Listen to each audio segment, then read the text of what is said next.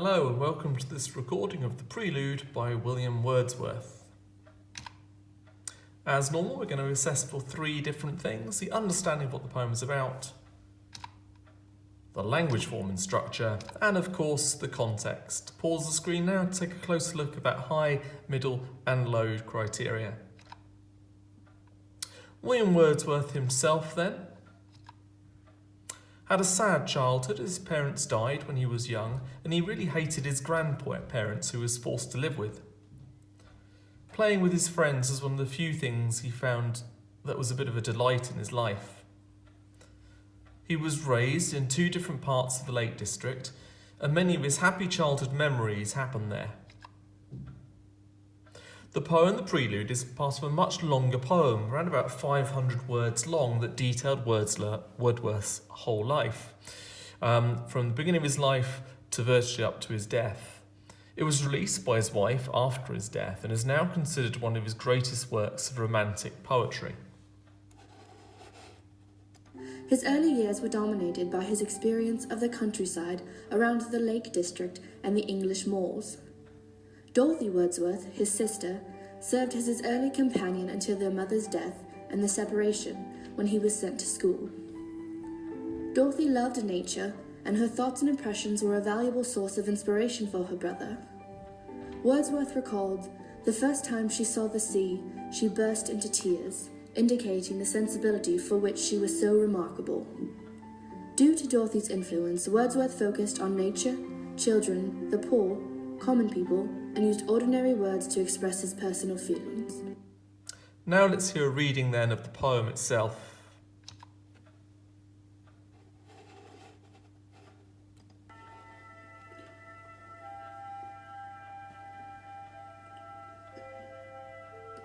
And in the frosty season, when the sun was set and visible for many a mile, the cottage windows through the twilight blazed, I heeded not the summons.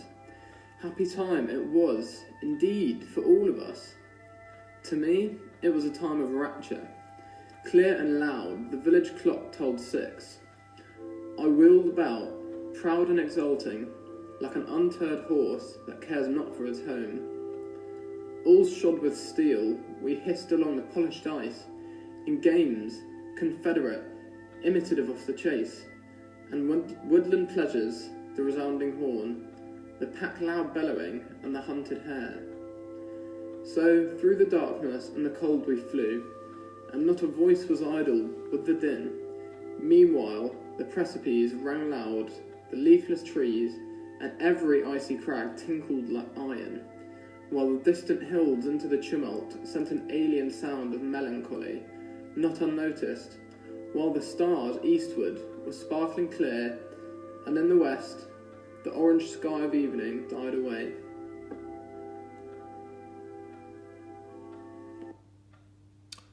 Wordsworth there then describing his excitement and jubilation and freedom as he skates outside his cottage as the sun goes down. Some key quotes then from the poem itself and a reading of the whole thing. The Prelude then by William Wordsworth. And in the frosty season, while the sun was set and visible for many a mile, we have immediately there the setting of the sun going down. Even the title suggests this is going to be then the beginning of something important, the beginning in this case of Wordsworth's own life. It begins and ends with the sun setting, suggesting perhaps the end of childhood innocence by the end of the poem, as he then begins to grow into an adult. The structure effects are the ones in blue. The word rapture implies this is a spiritual, heavenly experience for Wordsworth. This isn't just a time where he's having fun, but it's much more to it than that to him personally. This isn't just a memory he's recapturing for his readers. The oxymoron, twilight blazed, suggests both the darkness of the twilight as the sun goes down, but also the almost dangerous light coming from the cottage, the word blazed there. This could suggest the cottage is a lovely warm place, but it could also suggest it's a place that he feels unsafe in. The simple language, happy time, suggests it is a child speaking about a genuine moment of pure joy. The middle of the poem. The poem does not rhyme, but follows a rhythmic scheme of iambic pentameter, which means that each line's got 5 beats to it. This may suggest a natural rhythm, which keeps with the theme of the poem. The repeated enjambment, which happens all the way through, emphasises the excitement of the child as he looks around him and wonders at the natural world that's in front of him. He wonders at the excitement of the other children and what's going to happen next, building up a slight bit of tension. We have the simile, like an untired horse, which suggests Wordsworth's strength and vitality, as well as his sense of freedom. He is wild and free, like the horse he describes. This becomes an extended simile, as this idea of him being like a horse carries on, all shod with steel. Here he's imagining himself in full knight armour, as if he's covered, ready for battle, and charging round this frozen lake, seeking people to save. The repeated sounds are also present throughout this middle section. It helps us imagine the atmosphere of what is being described. We've got words like bellowing, hissed, resounding horn, all exaggerating the sensory experience that Wordsworth is telling us about.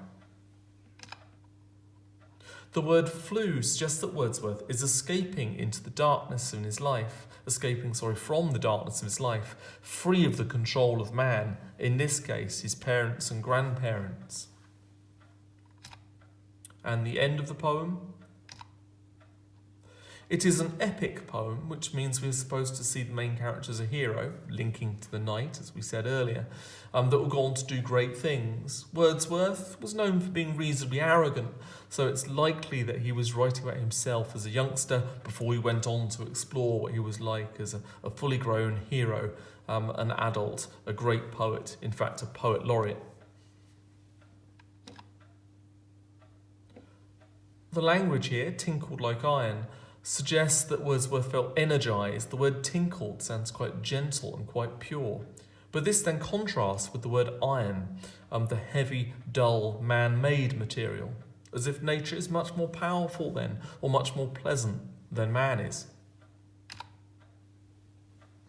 Nature is personified here, an alien sound of melancholy not unnoticed while the stars. This suggests then that nature is like a guardian of the child, Wordsworth's real parent, looking after him and caring for him. By the last line, the orange sky of evening dying away, it is describing then the end of the day, as if perhaps something in Wordsworth himself is dying, his childhood innocence is disappearing, and maybe his sense of freedom is disappearing. We get a sense of nostalgia and regret, as if this episode in Wordsworth's life was beginning to draw to a close before then his adult life began. The prelude then, key information. Who? It's about young Wordsworth skating on a lake with his friends. What's it about? The child, Wordsworth, feels free of control and sadness as he skates on the lake before finally coming home at sunset. Why did he write it? Wordsworth creates a classic romantic poem that is autobiographical and wants us to feel a sense of delight at the beauty of nature. Romantic poetry is not love poetry. It is more poems about the glory of nature. We're now going to go through then 3 key quotes you can use in the test. The first one, and in the frosty season when the sun was set.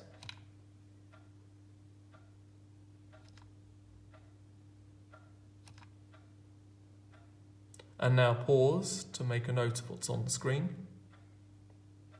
And quote number 2, I wheeled about, proud and exulting like an untired horse.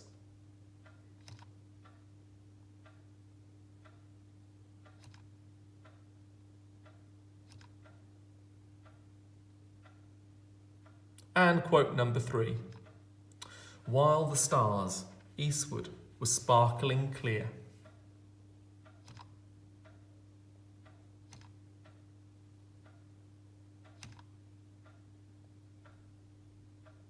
Now we're going to look at a whole essay, in this case based around the beauty of nature. As normal, we're going to follow the 9 steps. The most important ones to pass the test are the ones in red. Please learn these steps, it will help you a massive amount in the actual test. Here then you can see a full essay structure.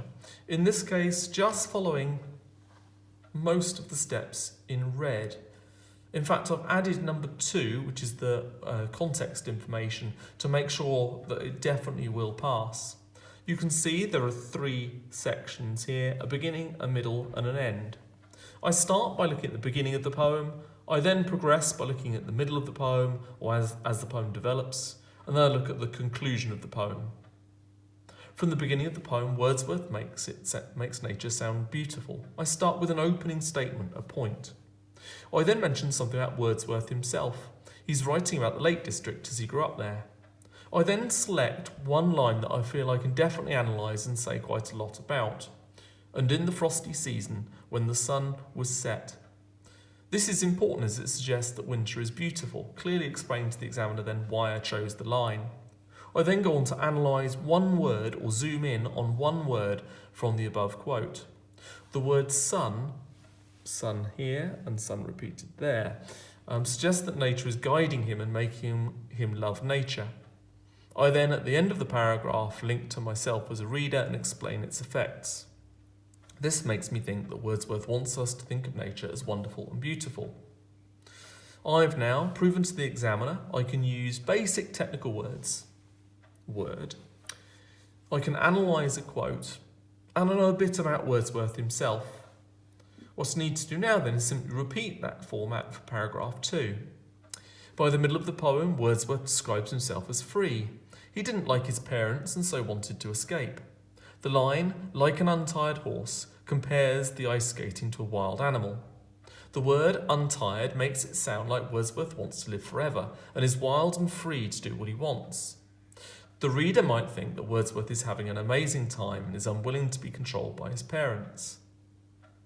By the end of the poem, Wordsworth is sad as the day is ending. He knows he'll soon have to go back to his grandparents. The line, orange sky of evening died away, is an important ending as he feels his childhood is ending and beauty is going. The word orange suggests danger and fire, but also suggests beauty of a sunset using simple language. The reader might also feel sad the day is ending, but knows that another beautiful day will start soon. Look at those last 2 paragraphs. Think, where are the sentences that analyse? Think about what technical language is being used there.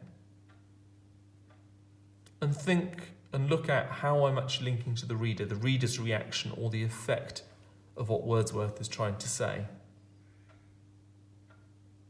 There is, however, a weak point in this answer. As I was reading through, I noticed that I hadn't mentioned the exam question enough. I haven't mentioned the word nature. What I do is make some small changes to my last sentences to make it securely tied to the question set.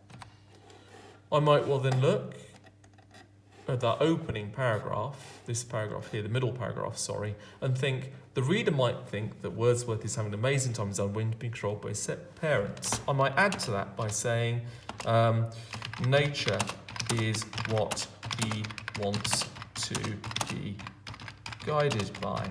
That then securely links to a question about nature. If another question was mentioned, I would change it to make sure the keyword of the question was being used. Same thing for the last paragraph. The reader might also feel sad that the day is ending, but knows another beautiful day will start soon.